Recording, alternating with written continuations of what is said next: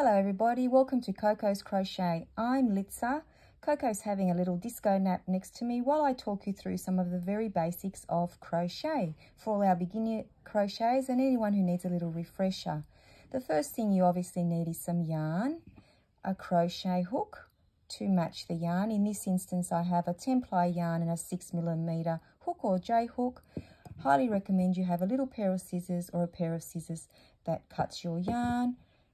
Some stitch markers to mark your rows along the way, and some of you may not have any of these, or you might have fancier ones, but simple safety pins. Some people even use paper clips or even a little piece of yarn in a different color to the one that you're working with can be used as a stitch marker. And of course you'll need a darning needle, because usually there are at least some ends to sew in, and sometimes we need to stitch our work together. So let's begin with a chain. Any number of chain will do. Always start off with your slip knot. Make it any which way suits you best. And the one thing that you need to do when you're starting your foundation chain is to make sure that you don't do it very tight, because you don't want your work to bunch up. So you want the same width of your work for the length of your project, whether it be a blanket or whatever you're making.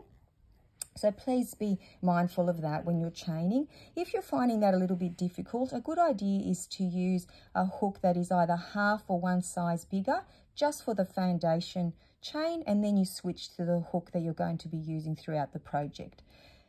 So now that we've chained up X amount of chains, whatever you may need for your project, always chain one. On the return, this will be called our turning chain, but for now we chain one, and the first stitch that we'll make is the very basic stitch that everything seems to be built on, and that is the single crochet. Now please be mindful that I am using US terminology, so you won't be yarning over in this instance to create a single crochet. You simply go into not the first chain but the next chain away from your hook. You will insert your hook into the chain, yarn over and pull through, and you'll have 2 loops on your chain, on your hook, apologies. Then you'll yarn over and pull through both those loops, and you will create your first single crochet. Now see on top, you can see a little V. That's the top of your stitch. That's where I highly recommend you pop in your stitch marker, so that way it'll indicate where your first stitch is, so you don't get confused with the other little V's everywhere. So let's repeat that so that we can get used to what a single crochet looks like. So insert your hook in the next stitch, yarn over, pull through. You'll have 2 loops on your hook, yarn over, pull through 2, and you've created another single crochet. I will continue to do this to the end of the row. Now, I highly recommend that you get into the practice of maybe practicing a few stitches before you begin your major, project. So maybe do a little swatch. Not only does that enable you to master your new stitches, but it also gives you a little guide as a gauge if you're using the right hook to, with the yarn that you're using to achieve the project that you want.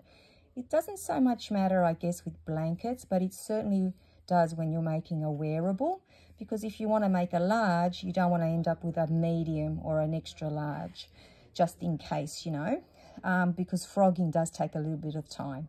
Now, that's your last stitch on your foundation chain, your last chain, yarn over, pull through 2, and there you have your first row, which is all your single crochet. Now, we will do a chain, and that is what we refer to as our turning chain. Turn your work, and now I'll show you how to do the half double crochet. So basically you yarn over, insert your hook in the same stitch that you just, did the little turning chain. Insert your hook, pull the yarn through, and you will have 3 loops on your hook.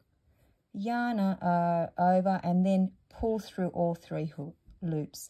You have just created a half double crochet, and you can see the stitches will be growing in size.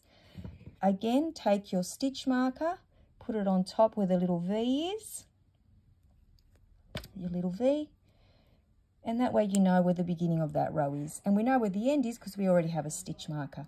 So I will continue to create some more half double crochets with you. So yarn over, insert your hook into the top of the next stitch, yarn over, pull through, you'll have 3 loops on your hook, yarn over, pull through, and there you've created another half double crochet. Now let's continue to do that to, you know, for the length of whatever your foundation chain may be.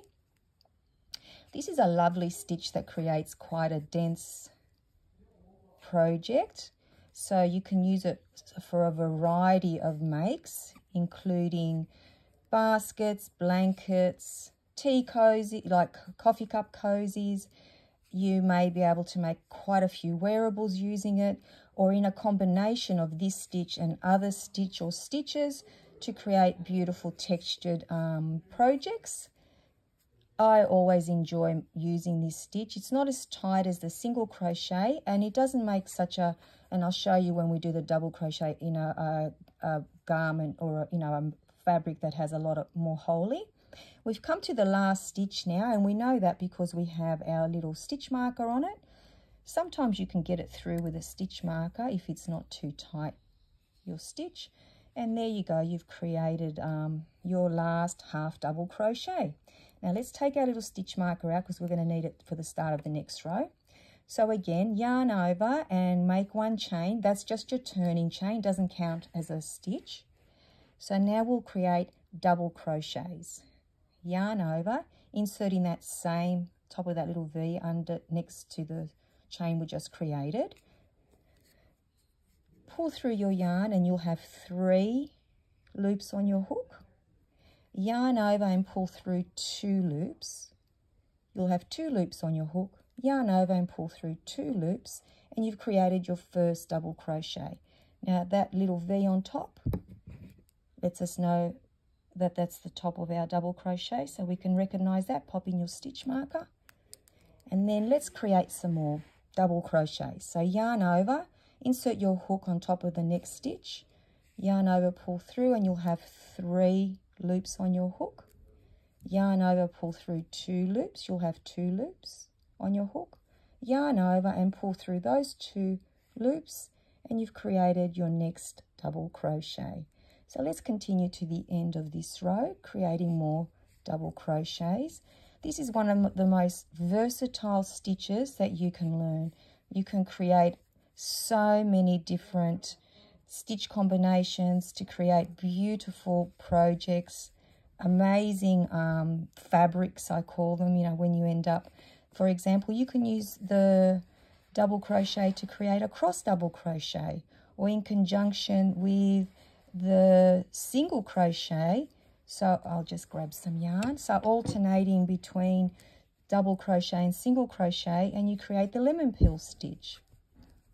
The double crochet, as you can see, has a little bit more height than the previous 2 stitches, and you will find that if you can create a double crochet, as I say to all of my friends when they're just starting out, you can pretty much create everything. Here we are now at the end of the row. We know that we have 1 stitch left. On top of our little stitch marker, we'll see where the V is, pop it through, and there you go, you've made your last double crochet. Take out your stitch marker because we're going to need it for the next row when we continue. So as you can see up close, we've got our single crochet, our double crochet, half double crochet, apologies, and the double crochet.